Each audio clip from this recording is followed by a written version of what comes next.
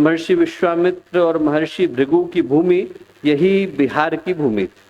चाहे वो कहानी वहां से शुरू हुई, भगवान बुद्ध के पास पहुंची, भगवान महावीर के पास पहुंची, नालंदा विश्वविद्यालय में पहुंची, या फिर भारत के पहले गणराज्य के रूप में बदली, या वहां से चलती चलती चाणक्य, कौटिल्य और चंद्रगुप्त के पास पहुंची, या वहां से निकली और आर्यभट्ट के पास पहुंची, या वहां से चलने के बाद लोकनायक जयप्रकाश नारायण के पास पहुंची, या रामधारी सिंह दिनकर के पास पहुंची। बिहार की भूमि को ये सौभाग्य मिला कि ज्ञान, विज्ञान, धर्म, अध्यात्म, आस्था, विश्वास, जब जब भारत की भूमि को एक नए चिंतन की आवश्यकता पड़ी, एक अभिनव सोच की आवश्यकता पड़ी, तो उस पुकार को पूरा करने का काम बिहार की भूमि ने किया।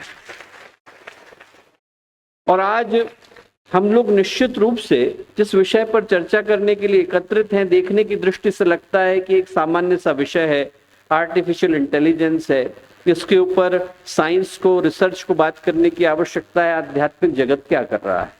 तो मैं इसी बात को स्पष्ट करना चाहता हूं कि आज हम लोग जिस विषय पर चर्चा करने के लिए एकत्रित हैं, वो सही अर्थों में एक ऐसा विषय है जो हमारी आंखों के सामने दुनिया को एक नया स्वरूप प्रदान कर रहा है। यदि कभी हम लोग अकेले बैठे हों तो पिछले 100 वर्षों की जो मनुष्य की विकास यात्रा है, उसकी एक समीक्षा और मूल्यांकन करने की आवश्यकता है। इन 100 वर्षों के अंदर हमारे आसपास की दुनिया धीरे धीरे करके पूरी तरह से बदल गई।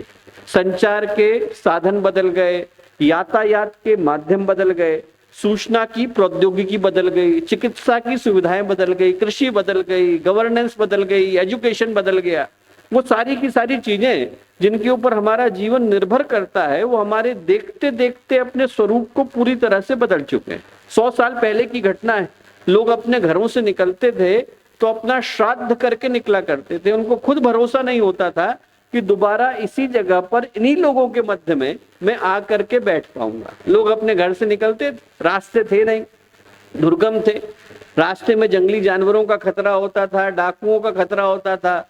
बारिश के समय में, चातुर्मास के समय में नदियां उफान पर आती थी तो 4-4 महीने के लिए रास्ते कट जाते थे। और मैं बहुत पुरानी बात नहीं कर रहा हूँ, 30 साल पहले की घटना को आप उठा करके देखिए तो हरिद्वार से ऋषिकेश की यात्रा 14 किलोमीटर की है। बीच में 2 बरसाती नदियां आती हैं और वो बरसाती नदियों के समय में हरिद्वार से ऋषिकेश का रास्ता कट जाया करता। हमारी आंखों के सामने आज की तारीख में घटना ये घट गई है कि शाम को 6 बजे तक कोई हरिद्वार में काम करे, 3 घंटे चल करके दिल्ली से दिल्ली पहुंचे, दिल्ली में चेक इन करे, 1 बजे की फ्लाइट ले, 6 बजे लंदन में लैंड करे, 9 बजे पहला कार्यक्रम करे और शाम को 5 बजे दीप यज्ञ करके दोबारा चले। तो लोग उसे आश्चर्य की दृष्टि से नहीं देखते हैं कि ये व्यक्ति कोई चमत्कार करके आए। हमारे देखते देखते हमारे आसपास जो यातायात के माध्यम थे, संचार के साधन थे, सूचना की प्रौद्योगिकी थी, वो सब बदल गए। गुरुदेव ने एक बड़ी प्रसिद्ध पुस्तक लिखी है, परिवर्तन के महान क्षण। और परिवर्तन के महान क्षण में गुरुदेव का लिखा हुआ एक वाक्य है, क्रांतियां मालगाड़ियों के डिब्बों की तरह से आएंगी। और वो हमारी आंखों के सामने घट रहा है। एक क्रांति जाती नहीं है कि दूसरी क्रांति आने की तैयारी में खड़ी दिखाई पड़ती है। पिछले 20 सालों के अंदर की जो टेक्नोलॉजी है वो पूरी तरह से बदल गई। देखते देखते इंसान के जीने का तरीका, सोच का तरीका। और इन क्रांतियों की दौर में कहीं से दबे पांव एक क्रांति ने प्रवेश किया जिसका नाम है आर्टिफिशियल इंटेलिजेंस। और आज हम लोग महसूस कर पाए या न कर पाए, पर हमारे जीवन का, हमारे व्यक्तित्व का, हमारी सोच का, हमारी भावनाओं का एक बहुत बड़ा हिस्सा या तो एआई के माध्यम से इन्फ्लुएंस होता नजर आता है या गवर्न होता नजर आता है। जिस व्यक्ति ने पहला सॉफ्टवेयर लिखा 1962 में, उस व्यक्ति ने एक लाइन लिखी। उसने लिखा, आने वाले 100 वर्षों के अंदर, in the next 100 years, the humanity would be divided in 2 kinds of people। मानवता 2 तरीके के लोगों में बदल जाएगी। एक तो वो होंगे जो टेक्नोलॉजी से चल रहे होंगे और एक वो होंगे जो टेक्नोलॉजी को चला रहे होंगे। तो आज की तारीख में हमारी आंखों के सामने दोनों घटनाएं घट गई। या तो लोग टेक्नोलॉजी को चला रहे हैं या फिर लोग टेक्नोलॉजी के माध्यम से चल रहे हैं। और ऐसा नहीं है कि इस आर्टिफिशियल इंटेलिजेंस के आने से शुभ नहीं घटा। भगवान गीता में बोलते हैं, धूमे ना वहती अग्नि यथा दर्शो मलेन च। जहां पर आग है वहां पर धुआं है, जहां पर शीशा है वहां पर धूल है, जहां पर शुभ है वहां पर अशुभ है, जहां पर दिन है वहां पर रात है, और जहां उतार है वहां चढ़ाव है, जहां पर प्रकाश है वहां पर अंधकार है। तो यदि आप एआई की दृष्टि से देखें तो बहुत सारी चीजें अच्छी हुई। पहली चीज तो ये हुई कि एक्सेसिबिलिटी ऑफ इंफॉर्मेशन जो है वो पहले की तुलना में बेहतर हो गई। स्वामी विवेकानंद ने एक कविता लिखी है, वेक अप द मॉन्क। उस प्रसिद्ध कविता का हिंदी में ट्रांसलेशन उस समय के 3 प्रतिष्ठित कवियों ने किया। सूर्यकांत त्रिपाठी निराला ने किया, सुमित्रा नंदन पंत ने किया और रामधारी सिंह दिनकर ने किया। 1987 में, मैं उस समय में 11 वर्ष का था, उस समय में उस एक कविता की हिंदी प्रति को ढूंढने के लिए हम लोगों को 30 लाइब्रेरी में भटकना पड़ा। आज की तरह का समय नहीं था। आप यदि किसी स्थान पर जाएं तो आपको ये नहीं पता होता था कि लाइब्रेरी खुली होगी कि नहीं खुली होगी, और खुली भी होगी तो उस जगह पर वो किताब होगी कि नहीं। लाइब्रेरियन के अलावा और कोई कैटलॉग नहीं था। लाइब्रेरियन ही आपको बताता था कि वो किताब मिलेगी कि नहीं मिलेगी, और मिलेगी तो कौन सी अलमारी में मिलेगी। 30 लाइब्रेरी में हम लोग भटके, तब जाकर के हम लोगों को वो एक कविता प्राप्त हो पाई। और आज की तारीख में आप चैट जीपीटी के अंदर डालिए, आपको तीनों की तीनों प्रतियां पूरी ऊपर से लेकर नीचे तक मिल जाती हैं। तो हमारे आसपास निश्चित रूप से जो एक्सेसिबिलिटी ऑफ इंफॉर्मेशन है वो पहले की तुलना में बेहतर हो। मेडिकल दृष्टि से परिवर्तन हो गए। मैं कई बार उदाहरण देता हूँ नॉर्लैंड आर्नो का, एक लड़का जो 21 साल की उम्र में पैराप्लेजिक हो गया। पैराप्लेजिक का मतलब है उसके दोनों हाथ और दोनों पैर काम नहीं करते, पर जैसे ही 29 साल की उम्र में उसको एआई का ब्रेन चिप लगाया गया, वो लड़का चलने की स्थिति में आ गया। और ये करने के लिए उसको 48 घंटे का समय नहीं लगा, 48 आवर्स के अंदर एआई का ब्रेन चिप लगा तो वो लड़का जो चल नहीं सकता वो चलने की स्थिति में आ गया। एक एप्लीकेशन है एआई की BeMyEyes.com, उसको आप लोग अपने फोन में डालिए तो जो व्यक्ति नेत्रहीन है वो अंधेरे के अंदर बिना किसी सहारे के, बिना किसी का हाथ पकड़े अपनी यात्रा को सहजता से पूरा कर सकता है। ज़ेब्रा विजन को डालेंगे तो लोग अपना एक्सरे कर पाने की स्थिति में। हमारे आसपास की दुनिया हमारे देखते देखते बदल गई। बीबीसी है, वॉल स्ट्रीट है, राइटर्स है, एक दिन में 60,000 से ज्यादा आर्टिकल लोग एआई के मदद से लिख रहे हैं। स्पोर्ट्स जर्नलिज्म में चले जाइए तो 78% के करीब लिख रहे हैं। आने वाले 10 वर्षों को देखिए तो आने वाले 10 वर्षों में 10 ट्रिलियन इकोनॉमी, $10 ट्रिलियन की इकोनॉमी, भारत की इकोनॉमी 4.8 के करीब है। $10 ट्रिलियन की इकोनॉमी सिर्फ एआई कंपनीज के ऊपर निर्भर कर रही है। वॉरफेयर एआई के ऊपर है, आज की तारीख में मूवीज एआई के ऊपर है, आज की तारीख में जो गाने रिलीज हो रहे हैं एआई के ऊपर है, और सर्विलेंस भी एआई के ऊपर है। तो ऐसा नहीं है कि एआई के होने से अशुभ घटा, बहुत सारी चीजें हैं जो अच्छी घटी। और हेराक्लिटस का फेमस स्टेटमेंट है, if you are not interested in politics does not mean politics is not interested in you. यदि आपको राजनीति में इंटरेस्ट नहीं है तो इसका मतलब ये नहीं है कि राजनीति को आप में इंटरेस्ट नहीं है, राजनीति को आप में पूरा इंटरेस्ट। वही बात जो है एआई के ऊपर पूरी तरह से लागू होती है। आपको एआई में इंटरेस्ट न भी हो तो भी एआई को आप में पूरा इंटरेस्ट। अभी तक मैंने आग की बात करी, अब धुएं की बात करता हूँ, उन चीजों की बात करता हूँ जिनके ऊपर हर उस व्यक्ति को जो जागरूक है, हर वो व्यक्ति जिसके हृदय में आने वाली पीढ़ी की सुरक्षा की भावना है, उसको थोड़ा सोचने की आवश्यकता है। और उस दृष्टि से हम लोग सोच करके देखें तो हमें ज्यादा दूर जाने की आवश्यकता नहीं। जेफरी हिंटन को हम लोग उठा करके पढ़ें, वो व्यक्ति जिनको ट्यूरिंग अवार्ड मिला, नोबेल प्राइज मिला, जिनको God father of artificial intelligence कह करके पुकारा गया, उनने अपनी पोजीशन से मई 2023 में रिजाइन किया ताकि वो एआई के खतरों के विषय में दुनिया को आगाह कर सके। और उनने कहा कि आने वाले सदी का सबसे बड़ा खतरा यदि कोई है तो एआई।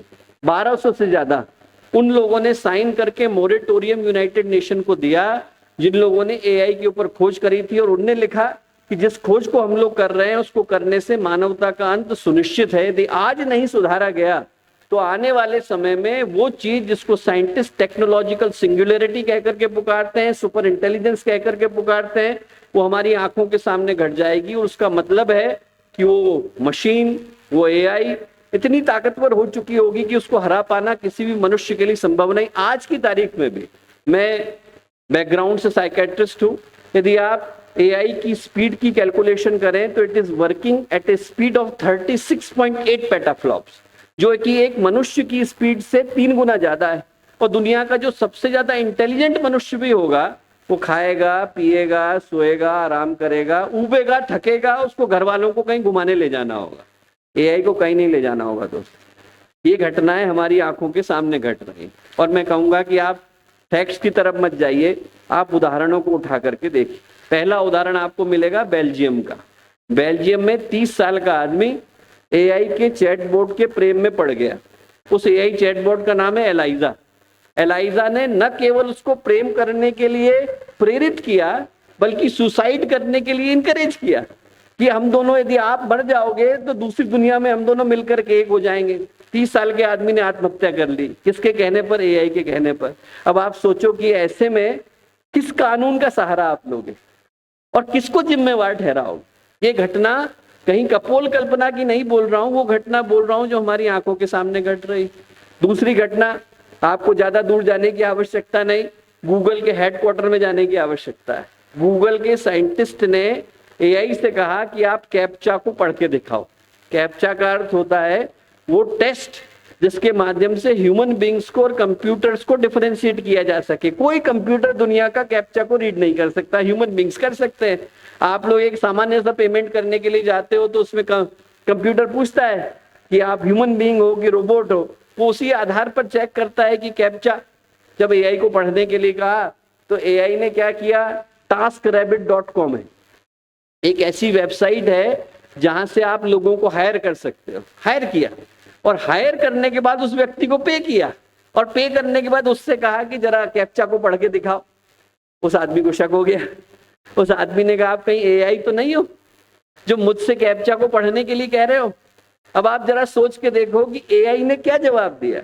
एआई ने जवाब ये दिया कि नहीं भैया, मैं वो व्यक्ति हूं जिसको आंखों से दिखाई नहीं पड़ता है। I am a person with visual impairment, I can not read it. अब आप जरा सोच के देखो, ऐसा नहीं है कि इससे पहले क्रांतियां नहीं आई, रेडियो आया, टेलीविजन आया, इंटरनेट आया, पर वो इंफॉर्मेशन को सप्लाई करते थे।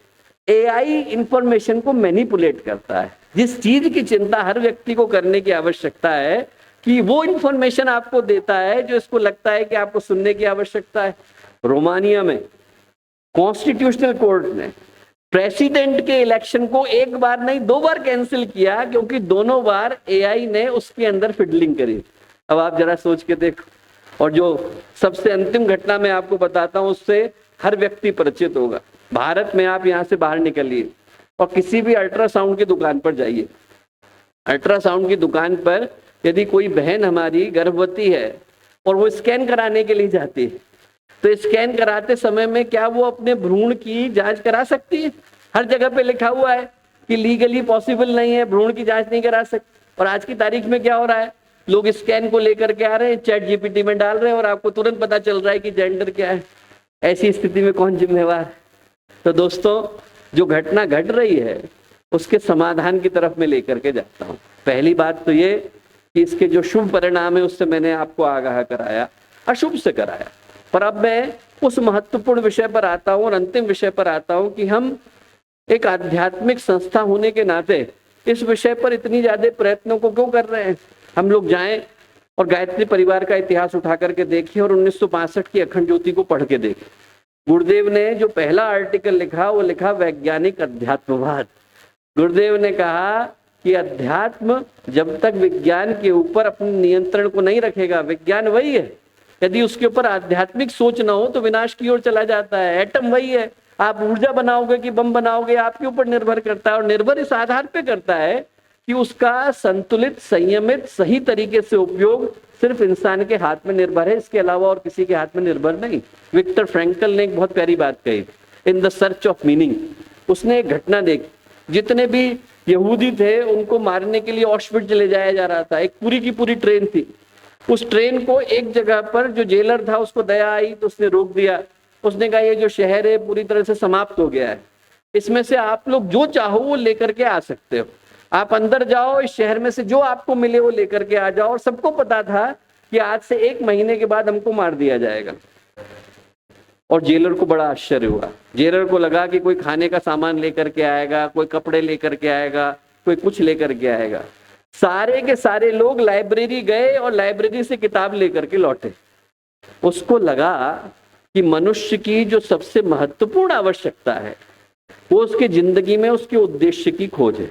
यदि उसको छीन लिया जाए तो मनुष्य के पास कुछ नहीं रह जाता है। और इस बात को दोस्तों मैं कई बार अनेकों मन से बोलता हूं कि यदि हमारी जिंदगी से पर्पस को विदा कर दिया जाए तो जिंदगी उत्सव में नहीं रहती, वो एक छोटे से भार में बदल करके रह जाती है। Every second is a celebration if there is a purpose in it. If there is no purpose it becomes a burden. We are carrying it with no idea where we are taking it. हम लोगों की जिंदगी एक भार में बदल करके रह जाती है। और आध्यात्मिक दृष्टि से ये बात मूल्य की इसलिए हो जाती है कि ऐसा नहीं हो कि टेक्नोलॉजी को हम अपनी जिंदगी की महत्वपूर्ण की को दे दें।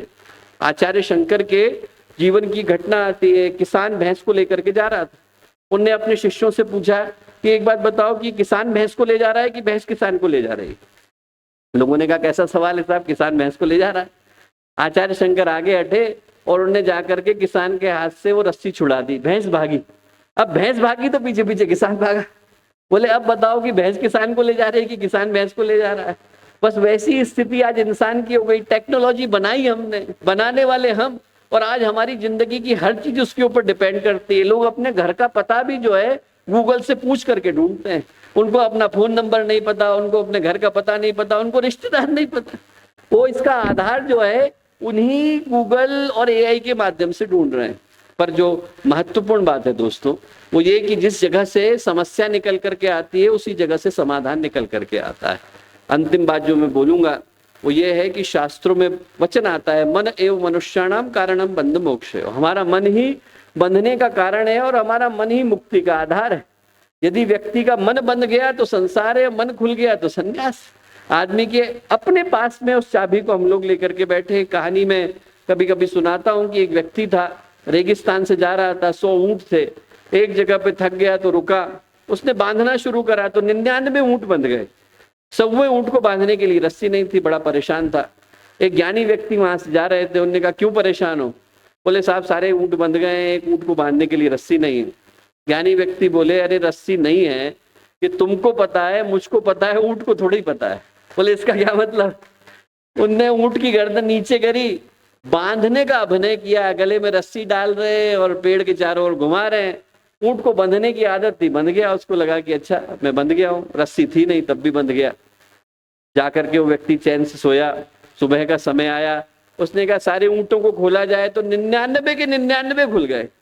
वो वाला ऊंट नहीं खुला जो नकली रस्सी से बंधा हुआ था। प्यार से थपथपा लिया, डंडे लगा लिए, उसको अपनी जगह से हिला लिया, ऊंट हिलने को तैयार ना हो। दोबारा से ज्ञानी व्यक्ति के पास गया, बोले साहब क्या करें? ज्ञानी व्यक्ति बोले वो नकली रस्सी से बंधा हुआ है, तुमको पता है, मुझको पता है, ऊंट को नहीं पता है। इसका क्या मतलब है?